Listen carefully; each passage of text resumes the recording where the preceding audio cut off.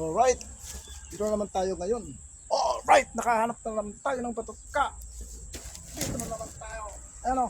Buko. So, dito tayo ng mga patukang buko.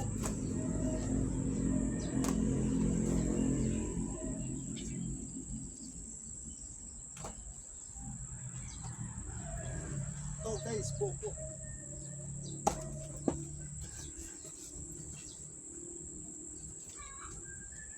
Maraming buko.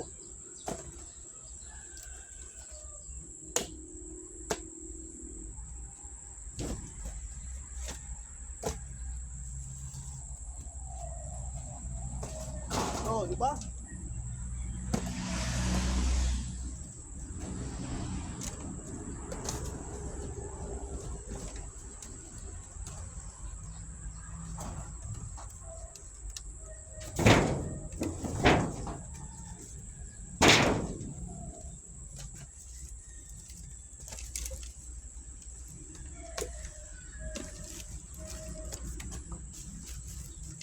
Kaya mga kaidol, pag nandun kayo sa mga probinsya, pag nandun kayo ng mga pagkain nyo sa mga alagang hayop, ito lang ang ipakain nyo.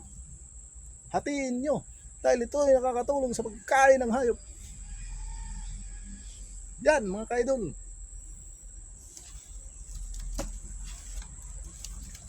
Ayan, di ba? So, ang ganda ng ating diskarte sa buhay. Healthy living po ang ating mga hayop.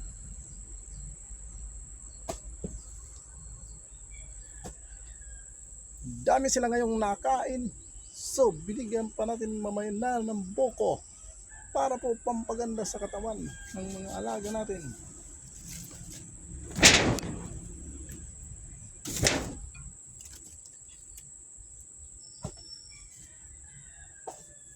Hindi tayo mawawala ng pagkain. Basta may buko.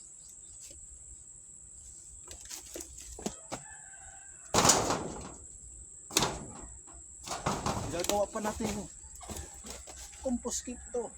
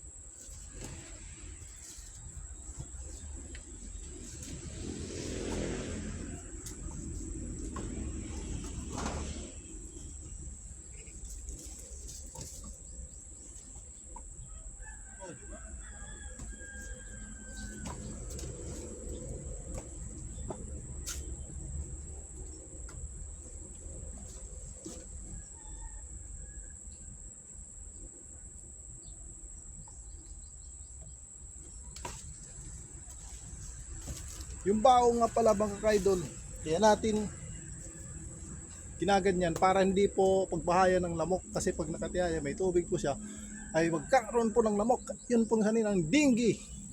Kaya lagi tatandaan, ang mga bao po ay palaging ganyan, hindi nakatihaya. Thank you so much.